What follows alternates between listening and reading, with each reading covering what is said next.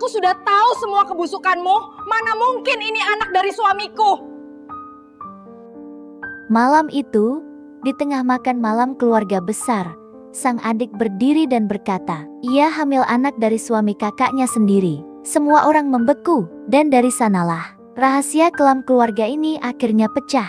Sebelum kita mulai, absen dulu yuk, dari mana saja kalian nonton. Jangan lupa juga subscribe dan aktifkan lonceng notifikasinya, supaya kalian gak ketinggalan cerita-cerita terbaru dari kita. Karena dari setiap kisah, selalu ada pelajaran yang bisa kita ambil, dan inilah kisah hari ini. Awal bulan selalu membawa ritme yang sama ke rumah besar keluarga Nadia di Jalan Kenanga. Sejak pagi, asisten rumah tangga sibuk menyedot karpet persia, merapikan meja makan panjang, dan menggantung lampu gantung kristal agar berkilau sempurna. Dari dapur, aroma sup buntut dan bawang goreng melayang seperti undangan. Setiap awal bulan, keluarga besar Nadia memang selalu berkumpul di rumah itu. Acara ini bukan sekadar tradisi, ini semacam panggung. Semua orang datang rapi, dengan senyum yang sudah dipoles di depan kaca.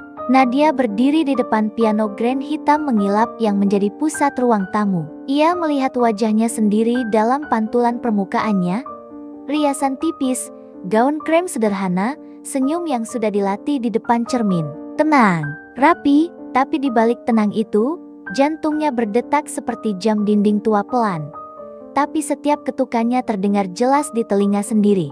Aji, suaminya, melangkah mendekat. Ia mengenakan kemeja putih bersih dan jas abu-abu muda yang sangat cocok dengan gayanya yang sempurna. Ia tersenyum, menepuk pelan punggung Nadia.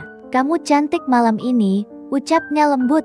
Suara itu hangat-hangat yang pernah membuat Nadia percaya bahwa hidupnya aman bersamanya. Nadia membalas dengan senyum tipis. Terima kasih, jawabnya pelan.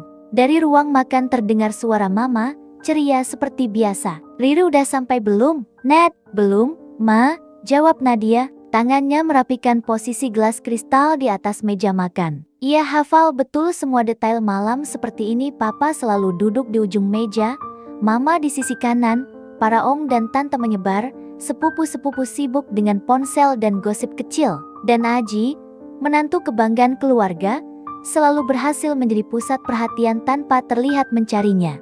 Tepat pukul 7 malam, bel pintu berbunyi. Nadia bahkan tidak perlu melihat, ia tahu siapa yang datang. Riri, adiknya, seperti biasa, selalu sedikit terlambat.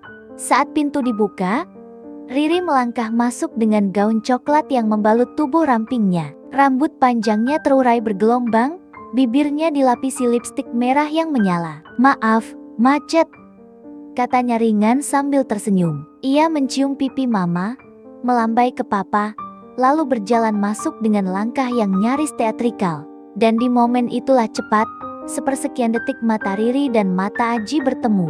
Tatapan yang terlalu cepat untuk dianggap kebetulan, tapi terlalu nyata untuk tidak ditangkap. Seperti bayangan burung melintas di jendela. Nadia melihat semuanya, tapi ia hanya berdiri diam, membiarkan ekspresi di wajahnya tetap seperti topeng porselen yang tidak retak. Malam ini bukan tentang emosi, malam ini tentang kebenaran yang akhirnya akan duduk di meja makan bersama semua orang. Acara makan malam dimulai seperti biasa.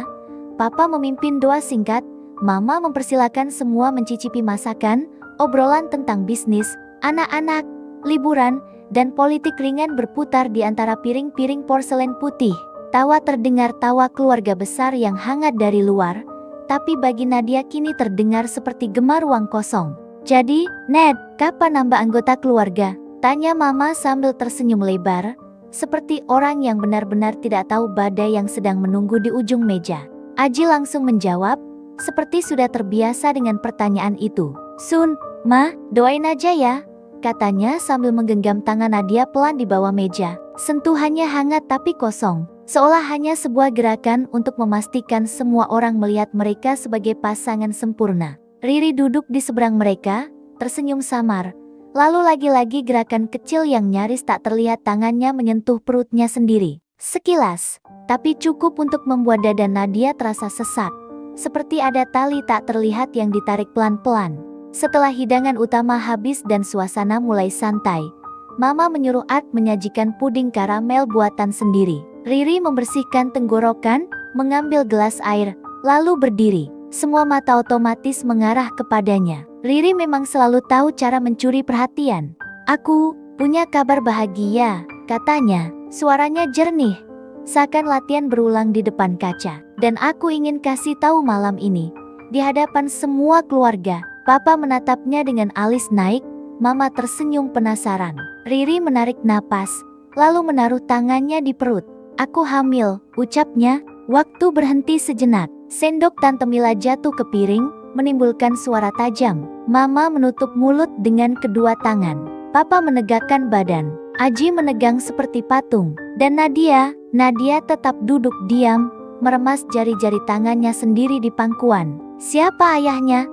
Riri, tanya Mama pelan. Suaranya setipis kaca bening. Riri menatap Aji, bukan sekadar menatap, ada kejujuran kejam dalam tatapan itu. Lalu ia mengucapkan dua kata yang meruntuhkan semua kepura-puraan yang pernah mereka bangun. Aji, nama itu jatuh di tengah meja seperti petir menyambar langit cerah. Tidak ada yang bergerak, tidak ada yang bernapas. Hanya Nadia yang mengangkat dagunya sedikit lebih tinggi, bukan karena kaget, tapi karena inilah malam yang telah ia persiapkan selama berbulan-bulan. Kursi Aji bergeser keras, membuat suara kayu menyeret karpet persia. Riri, seru Aji, wajahnya memucat. Sorot matanya bergerak liar antara Riri dan seluruh keluarga yang kini menatapnya seperti terdakwa di kursi pengadilan. Papa bersandar ke depan, suaranya rendah tapi tajam. Aji, ini benar. Aji membuka mulut, tapi tidak ada suara keluar. Ia terlihat seperti seseorang yang mencoba meraih pegangan dalam ruangan yang dindingnya tiba-tiba lenyap. Riri, di sisi lain, mengangkat dagu dengan keberanian setengah matang. Aku mencintai Aji, katanya. Suaranya bergetar halus, tapi setiap kata menancap dalam. Ini bukan kecelakaan, aku cuma ingin jujur di depan keluarga. Mama memegangi dada, tubuhnya sedikit gemetar. Papa menatap mereka lama, sangat lama, sampai keheningan itu terasa seperti belati yang digantung di udara. Di ujung meja, Nadia berdiri pelan, gerakannya tenang, nyaris sunyi. Kalau begitu, katanya pelan namun jelas, aku juga ingin jujur. Ia melangkah menuju kredenza di sudut ruangan, tempat taplak renda dan vas bunga tersusun rapi. Dari sana, ia mengambil map krem tipis yang sejak awal ia letakkan dengan sengaja. Ia kembali ke meja makan, meletakkannya di tengah tepat di antara piring puding karamel dan gelas air yang kini tidak disentuh siapapun. Ini, ucapnya, hasil pemeriksaan dari 3 klinik berbeda. Matanya menatap satu persatu, Mama, Papa, Aji, Riri, semuanya menunjukkan hal yang sama. Aji mengalami azoospermia, 0 sperma. Hening mendadak membesar.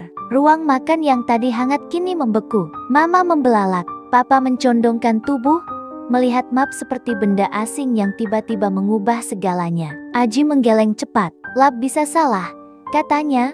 Suara parau seperti orang tenggelam yang mencari udara. Kamu tahu itu bisa saja. 3 tempat, potong Nadia. 3 waktu berbeda. 2 tanda tanganmu. Semua sama.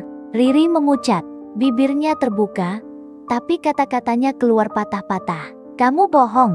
Kamu pasti memalsukan ini. Nadia mendorong map itu ke tengah meja. Papa boleh telepon kliniknya sekarang. Nada suaranya tidak tinggi, tapi tajam. Tak ada ruang untuk debat. Papa menarik napas berat, seperti seseorang yang baru saja ditampar realita. Matanya beralih ke Riri. Kalau begitu, ucapnya, suaranya dalam, siapa ayah anak itu?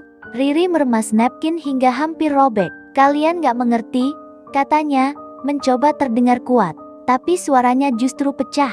Kami mengerti satu hal, kata Papa, dingin. Anak itu bukan anak Aji. Aji duduk kembali, tubuhnya seperti kehilangan kerangka. Bahunya turun, wajahnya kosong. Semua kepura-puraan rapi yang ia bangun bertahun-tahun runtuh dalam beberapa menit. Riri tidak berani menatapnya lagi, keberanian semu di wajahnya menguap. Nadia menatap piring kosong di depannya, lalu menarik napas pelan. Aku gak berniat mempermalukan siapapun malam ini, katanya. Aku cuma berhenti bohong pada diriku sendiri. Dari dalam tas kecilnya, ia mengeluarkan amplop putih berisi surat kuasa pengacara, draft pisah harta, dan daftar aset yang sudah dipisahkan diam-diam. Ia meletakkannya di meja. Suara amplop itu kecil, tapi seperti palu ketukan hakim. Mama terisak pelan. Papa bersandar ke kursi dengan napas berat. Om dan Tante saling bertukar tatapan bingung. Riri menunduk, tangan gemetar. Aji, hanya diam. Makan malamnya enak. Ma, kata Nadia lembut. Terima kasih. Ia melangkah ke lorong panjang menuju pintu depan. Sepatu haknya menimbulkan suara teratur di lantai marmer. Di foyer, cermin besar memantulkan sosoknya. Gaun krem sederhana, rambut disanggul rapi, wajah yang tidak menangis. Ia tidak terlihat seperti perempuan yang kalah, ia terlihat seperti perempuan yang akhirnya berhenti menunggu keajaiban dari orang yang salah. Udara malam menyambutnya saat pintu dibuka. Dingin, jernih, tidak ada suara kecuali dengungan jauh kendaraan kota. Ia menatap ke depan, menarik napas panjang, lalu melangkah keluar tanpa menoleh. Pintu tertutup perlahan di belakangnya. Di ruang makan, suara-suara mulai meledak. Mama menangis, Papa bertanya, Om dan Tante berbisik panik, Riri mulai memohon, Aji membisu seperti dinding. Tapi di luar, Nadia berjalan turun tangga rumah besar dengan langkah yang stabil, langkah orang yang tahu pintu ini tak akan ia buka lagi dengan cara yang sama. Apartemen sewa itu kecil, jendelanya menghadap deretan trem besi yang menahan lampu kota seperti jaring halus. Nadia masuk tanpa menyalakan lampu, membiarkan cahaya oranye dari jalan menempel di dinding. Ia menaruh kunci di mangkuk kecil, melepaskan shawl, lalu duduk di tepi ranjang.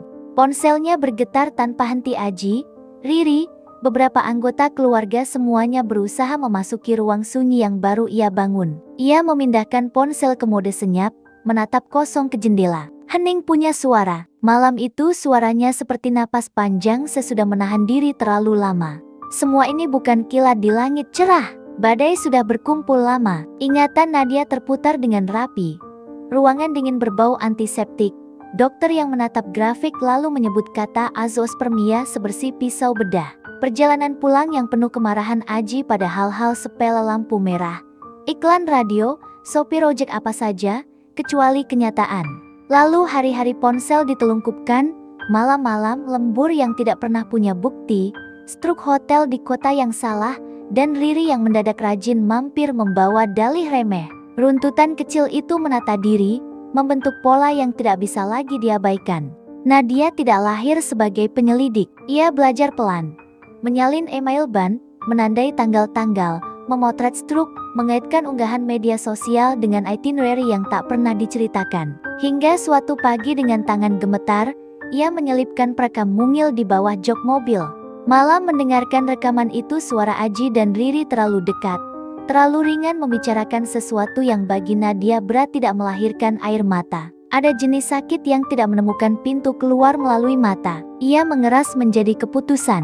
Setelah itu, klinik kedua, lalu ketiga, tanda tangan, hasil konsisten. Di catatan ponselnya, Nadia menulis daftar pendek, pengacara, rekening atas nama sendiri, sewa apartemen, pembatalan kartu tambahan, simpanan darurat. Siang hari ia bekerja, tertawa secukupnya, menjadi profesional yang rapi. Malam hari ia mengemas hidupnya pelan-pelan, membuang baju yang tak perlu, menata dokumen dalam map transparan, menguji keberanian mengunci pintu dari dalam tanpa rasa takut.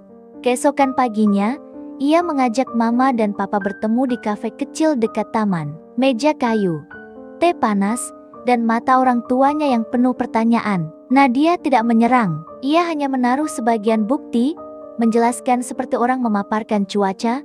Ada awan, akan hujan, siapkan payung. Mama menangis, Papa menggenggam tangan Nadia dengan kedua telapak tangan. Kau tidak sendiri, katanya. Kata-kata itu sederhana, tapi terasa seperti selimut di bahu yang menggigil.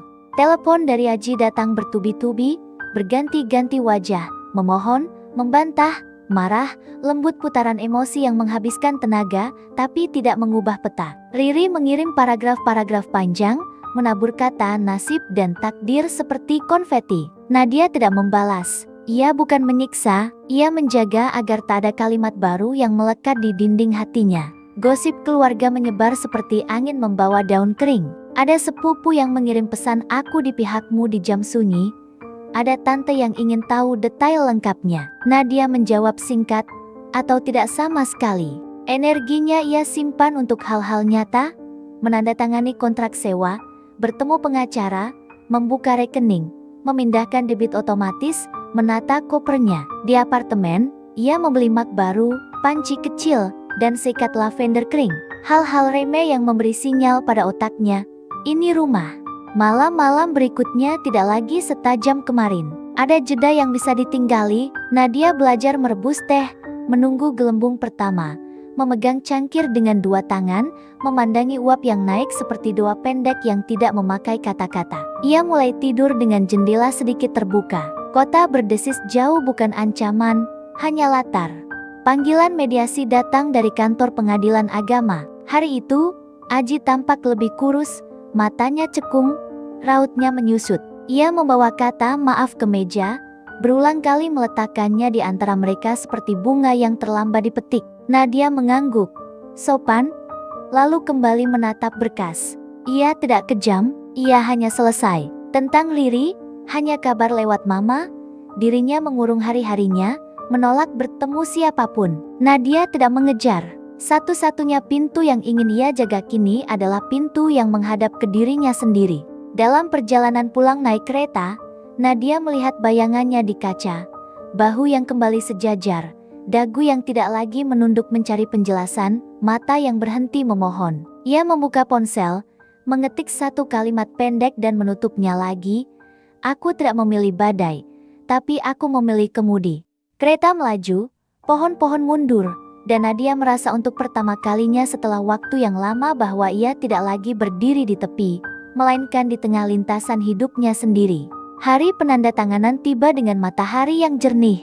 Kantor pengacara berbau kopi hitam dan kertas baru. Nadia datang lebih awal, duduk tegak di kursi tunggu, jari-jarinya tenang di atas pangkuan. Ia tidak lagi gugup. Semua pertempuran emosional sudah lewat, yang tersisa hanya administrasi hidup. Aji datang 5 menit kemudian, rapi tapi kusut, seperti pakaian yang disetrika dalam gelap. Matanya kosong. Aku minta maaf, katanya lirih. Nadia mengangguk pelan. Aku tahu, tapi ini tetap jalan yang kupilih. Mereka masuk ke ruangan. Tanda tangan diletakkan di atas kertas legal, pena bergerak tanpa gemetar.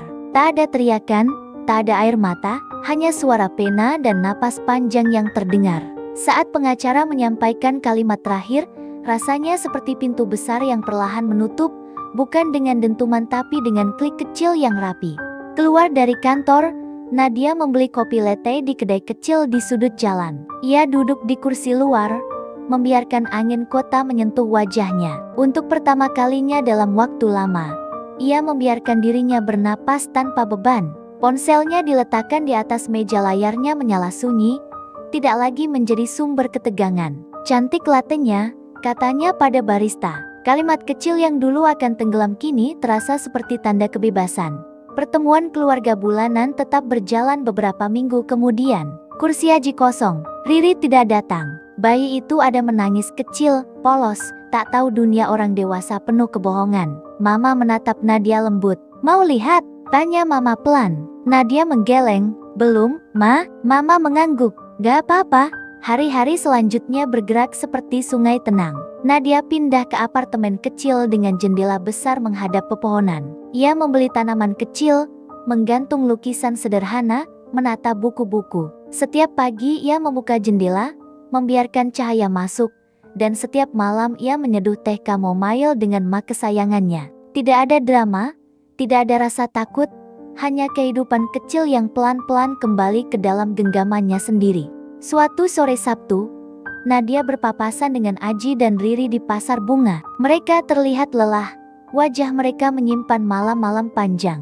Tatapan mereka bertemu sepersekian detik.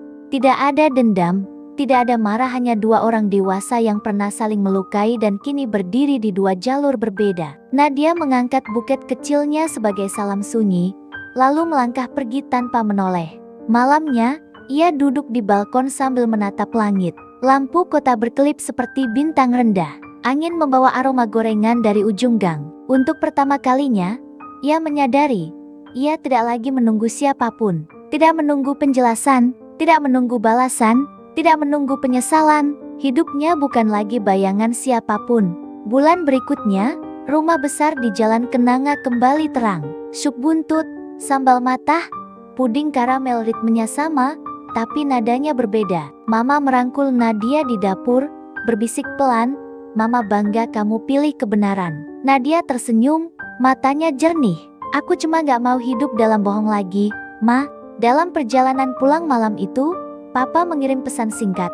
"Besok pagi, jalan di taman." Nadia membalas, "Siap, Pa." Di rumah, ia menaruh kunci di mangkuk kecil, menyeduh teh hangat, lalu menulis 2 kata di secarik kertas, "Mulai lagi." Keesokan paginya, mereka berjalan pelan menyusuri taman. Embun masih menempel di rumput, matahari pagi lembut.